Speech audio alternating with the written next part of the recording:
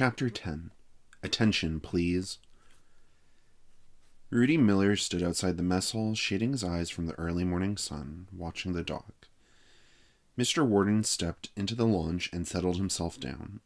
The line was cast off, and the engine roared into life. The silver boat pulled away. A diabolical look, one he would never wear in public, spread itself over Rudy's normally expressionless features. He hefted the camp megaphone in his right hand, assumed his poker face, and entered the noisy mess hall. "Your attention, please," he spoke into the megaphone. "This is your camp director speaking. I would just like to remind everybody that this is Camp Algonquian Island. There will be no activities today. Repeat, no activities." A laughing cheer rose from the boys. Chip groaned and glared at Ralph Deacon, who winced visibly. "And now," Rudy continued pleasantly, "I would like to appoint Mike Webster head counselor." "You've already got a head counselor," growled Frank. "Yes, but he's been demoted," Rudy explained. "Now, if I may continue, all punishment is hereby revoked. One of the counselors will take out the garbage. Let's pick a number at random. Say 13. "Miller, you stop that," shouted Chip, springing to his feet. Rudy stiffened. "Never, since the days of our beloved founder, Elias Warden, has a counselor disobeyed the camp director. Shape up, or you don't eat." Chip, Frank, and Ralph glared at Rudy. Everybody else laughed. Some of the counselors so hard that their heads were practically in their breakfasts. "Quiet, please. I'm not finished," Rudy announced. "The no activities rule, of course, applies to campers only. I've noted that the counselors are in terrible physical condition. Accordingly, the counselors' relay races will begin shortly after breakfast. This will be followed by the counselors' obstacle course, the counselors' shot put, the counselors' swimming race, the counselors' discus throw, the counselors' 10-kilometer run, the counselors' soccer game, field hockey game, baseball game, high jump, and if there is time, the counselors' lunch." By now the boys were in howling hysterics, but the counselors were no longer amused. "Miller, shut up. This has gone far enough. I'm not running 10 kilometers on Miller's say-so. He has no real authority." "All right," announced Frank, rising to his feet. "That's enough. The game's over, Miller. You're not camp director anymore." "This is mutiny," warned Rudy calmly. "Shut up, Miller," said Chip furiously. "Get over here and give me that megaphone." "And about time, too," sneered Harold Green. Adam Willis leaped to his feet. "Now, just a minute," he protested. "You guys made a deal, and Miller won fair and square. Just because you don't like it, you can't weasel out." "It's not fair," added someone from Cabin 15. "He has a point there," said Pierre grudgingly. "Whose side are you on?" snapped Chip. "Well, you did make a deal," said Pierre lamely. "If you're quite finished," said Rudy, "we can do this the democratic way. Who in this room believes in the concept of freedom and justice and wants me to serve my rightful term as camp director?" "We do." Most of the campers' hands went up, accompanied by wild yelling, cheering, and stamping. Practically unanimous," said Rudy. "Now, as I was saying, all campers must rest and relax today. If you need something, send your counselor for it. They are, after all, here at your service. There will be numerous announcements made as the day progresses. That will be all for now." He got a tremendous cheer. "When I blow this whistle," said Rudy into the megaphone, "the first counselor on each team tucks the grapefruit under his chin, puts the sack on his feet, and jumps over to that line of trees and back. Then he passes the grapefruit over to the next person, without using his hands. If he drops it, the whole team has to do 10 push-ups each before continuing. The first team finished gets ribbons, which they may wear all day. Head Counselor Webster will be the judge." Rudy blew the whistle, and then blew it again. Stop, false start." Chip was already lying on the ground, his feet tangled in the sack, a crushed grapefruit under his body. Team 4, 10 push-ups, Rudy ordered. Frank, go and get another grapefruit, please. This day won't last forever, said Frank warningly. He trotted off toward the kitchen. A treat today, announced Rudy. Instead of having you run the old obstacle course, I've made up a new one for you. Ralph wrung the grapefruit juice out of the front of his shirt. The counselors were a bedraggled sight. Chip, more dead than alive, had actually run into a tree. Frank's team had accumulated 50 push-ups. Jack Tyler had fallen so many times that he was dirt from head to toe. The only counselors who wore smiles were Pierre and his team. They had won the relay race and now sported bright blue first-place ribbons. Here's what you do, instructed Rudy. Everybody get a partner. First, you run to where the jump ropes are and skip 10 times. Then, over to the sandpit, where you slither through snake fashion. Then, you somersault over to that tree and hop on one foot over to the vaulting horse, which you get over any way you can. Then, you leap over the wading pool and run to the baseball diamond, where you crab walk around the bases. Then, you climb through the tunnel and run over to where Head Counselor Webster is waiting to check in your time. Have you got all that? A loud babble of protest exploded from the counselors. What are the partners for? Asked Jack Tyre suspiciously. Oh, yes, said Rudy. Didn't I mention that? This is all to be done 3-legged with your partner. What? Cried Frank. You mean tied together, like a 3-legged race? Exactly, said Rudy. Chip nudged Frank. Why do we have to let him push us around like that? Because if we don't, said Frank, we come off looking bad to the rest of the kids. Besides, when you come right down to it, Ralph almost dragged Miller into this deal. If you want to kill somebody, try Ralph. Come on, you guys, said Rudy. There's ribbons in it for the 3 best times, and the worst 3 get 10 push-ups. Line up. First 2 pairs. Chip and Frank lined up beside Pierre and his partner. Rudy blew the whistle, and Pierre and his partner took off in a shambling gait toward the jump ropes. Chip and Frank took 2 steps and fell over. Stop it, you klutz, howled Frank. That's my leg you're ripping out. The 2 began to roll and struggle. Get up, Chip, get up, cheered the boys of Cabin 13. Slowly and painstakingly, Chip and Frank managed to get themselves upright. They began to shuffle off after the first pair, gradually getting the hang of running tied together. Soon, they were hopelessly entangled in the skipping ropes. Meanwhile, Pierre and his partner were already somersaulting after their crawl through the sand. It's amazing, reflected Rudy philosophically. Some people are natural-born athletes. In the distance, Chip and Frank fell over again. And some people really aren't. Okay, said Rudy. Your attention, please. Because of this morning's strenuous activities, I've decided to cancel the 10-kilometer run.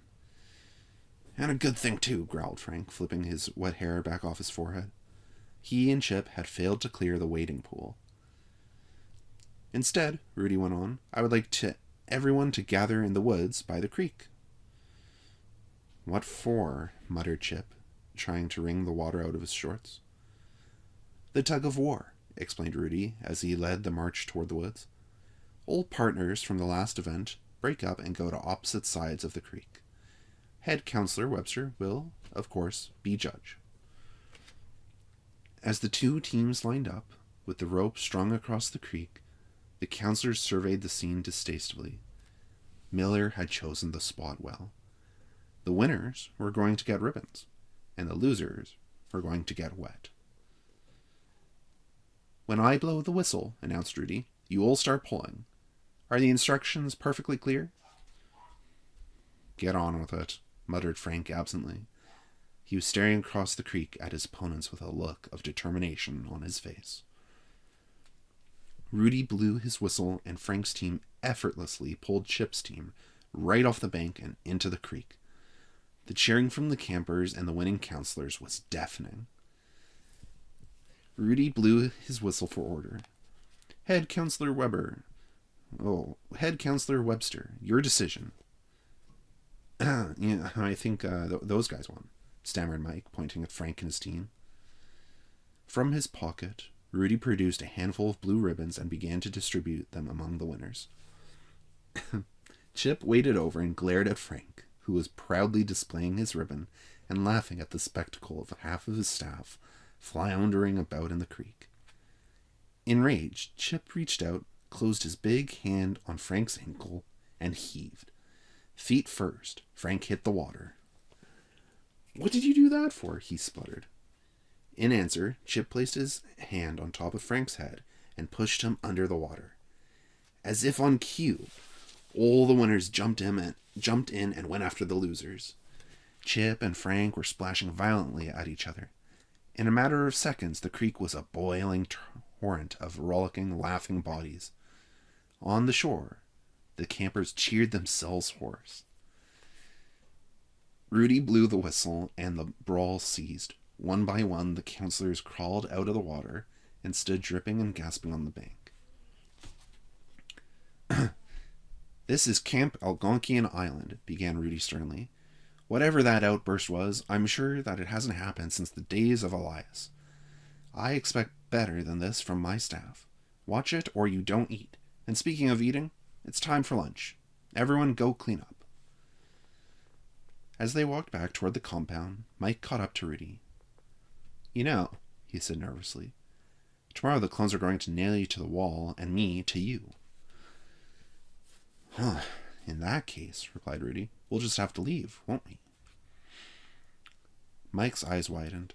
"I heard you promise Frank that nobody goes home." "Right," said Rudy. "That was for today. I never said anything about tomorrow." Mike's heart sank. "Your attention, please," announced Rudy over the megaphone. Everyone was just coming to the end of lunch. "This is your camp director speaking. This afternoon, all campers and counselors will take part in the first annual Elias Warden Memorial Scavenger Hunt. Head Counselor Webster is now handing out the printouts of what you are to retrieve. When you are finished, gather outside my office to have your things checked out. There are ribbons in it for the best collectors. The judge, as always, will be Head Counselor Webster."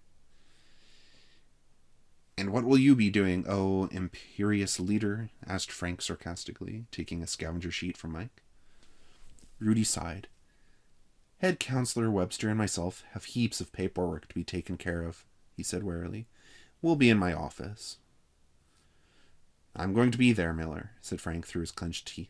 "When Mr. Warden's away, the office is my responsibility." "When the camp director is away," corrected Rudy. "However, the camp director's here. Me.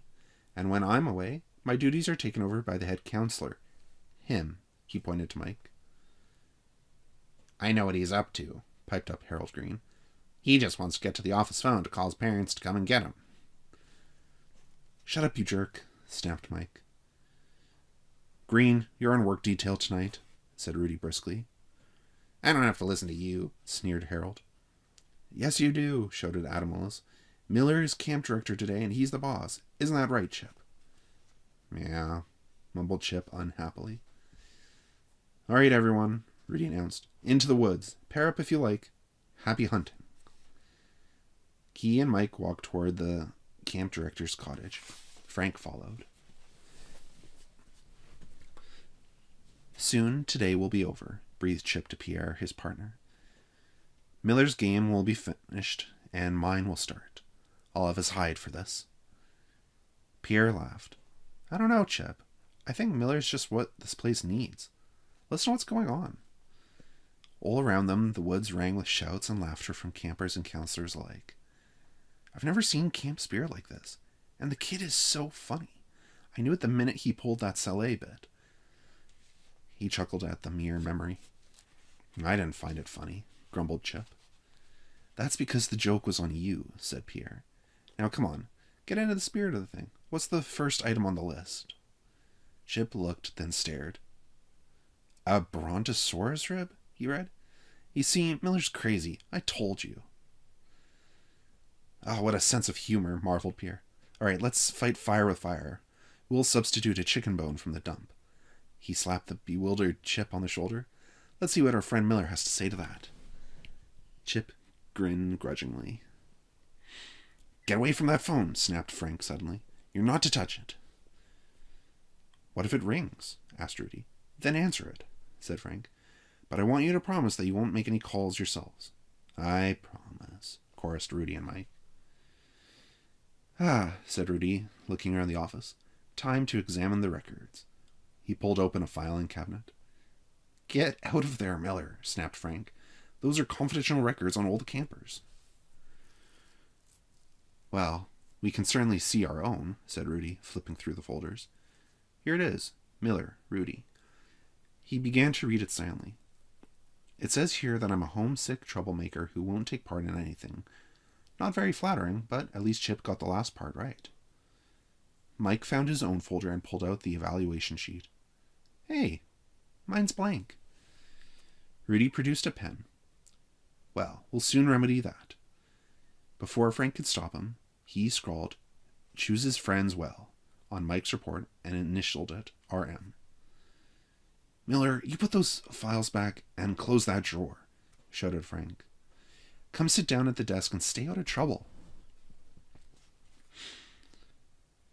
I wonder if this is a eucalyptus tree, said Joey Peters to his partner, Adam Willis. We're supposed to bring back eucalyptus bark. It's just plain elm, replied Adam. We'll take it anyway, decided Joey, stripping some bark from the trunk. Miller won't know the difference. Adam laughed. The counselors underestimated Miller too, and now he's the camp director. I wish he was camp director all the time, said Joey. I've never laughed so much in my life. When Chip and Frank took off on Miller's obstacle course, I thought I'd die. This, said Pierre to Chip, is the closest thing to a moon rock you're going to find on Earth. Good, said Chip. We'll use it. Can't wait to see the look on Miller's face when we give him a taste of his own medicine with this stuff. What's next on the list? Asked Pierre. Chip made a face. Pure mineral water. Now we're going to find pure mineral water. Follow me, said Pierre, starting to walk purposely toward the creek. He dipped a jar into the creek and brought it up again. Behold, water. He picked up a rock from the bank. Behold, mineral. He dropped the rock into the jar. Presto, mineral water. It's not pure, protested Chip. Quit spoiling it, or I'll get another partner, said Pierre. This scavenger hunt is supposed to be for fun.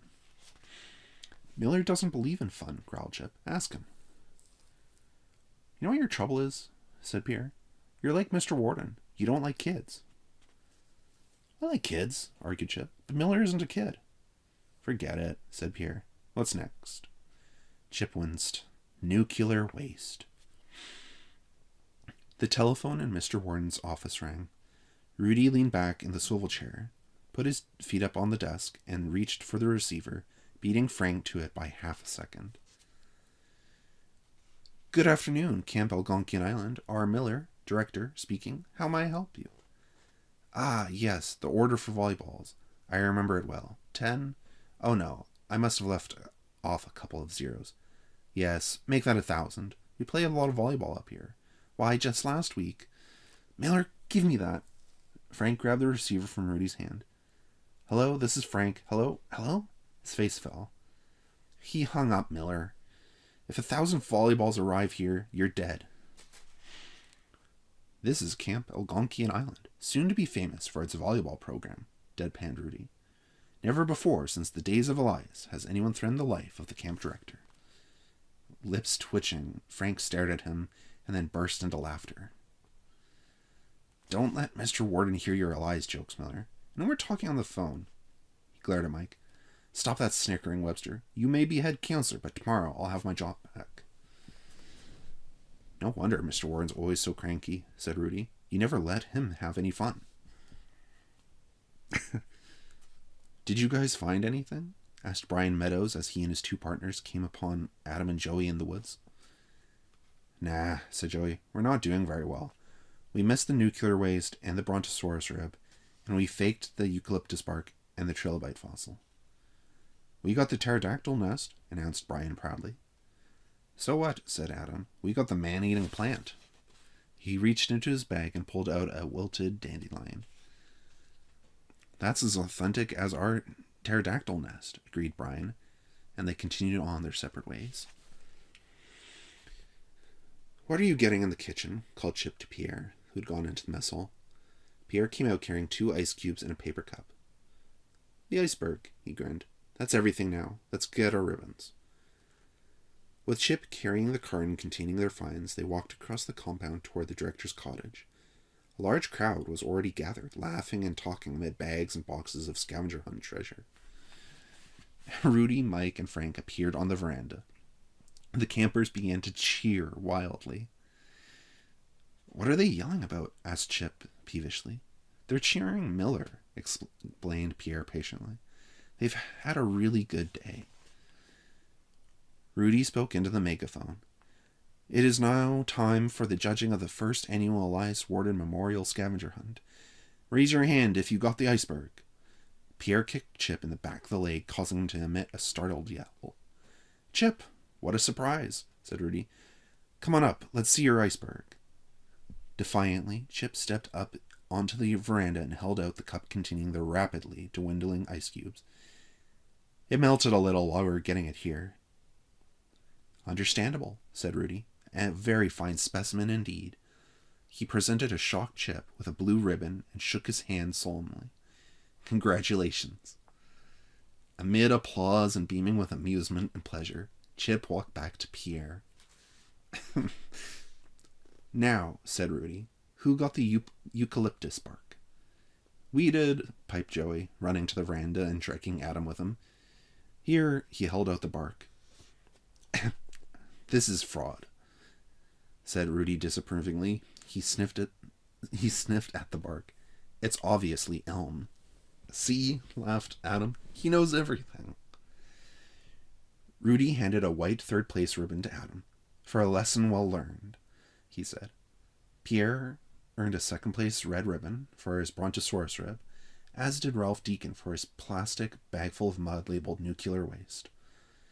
Joey redeemed himself by winning a first for the man-eating dandelion, and the pterodactyl nest earned a third for Brian Meadows. Jack Tyler got a first prize and the loudest cheer of the day when he submitted Leo Martin, counselor of Cabin 15, as a genuine Neanderthal man. Chip and Pierre picked up a third for the mineral water.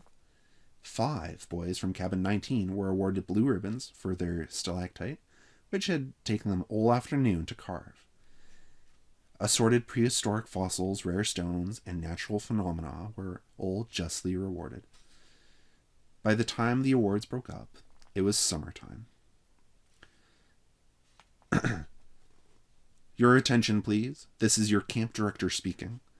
There was an enormous cheer from all the campers, as well as stamping of feet and banging on plates.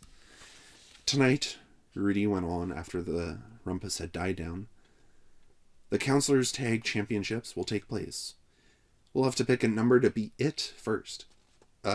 Say 13. At table 13, Chip shook his head resigningly, but he was smiling. Head Counselor Webster will, of course, be referee, Rudy continued. After that, the counselors will entertain by singing the Anvil chorus from Il Trovatore by Giuseppe Verdi. There was a hoot of laughter from the counselors. By then, Mr. Warren will be back to relieve me of my duties. There were loud hisses, boos, and groans at this announcement. At that time also, Rudy added, Frank will resume his duties as head counselors. There were more boos, to which Frank stood up and took an elaborate bow. On a completely serious note, said Rudy, his face growing solemn, I feel that Elias would have been proud of all of us today. He handed the megaphone to Mike for a comment. Yeah, stammered Mike. Me too. There was tremendous laughter and applause. Tag, bellowed Chip, slapping Pierre on the back. You're it! Pierre took off after Ralph Deacon, who dodged frantically and ran screaming toward the dock.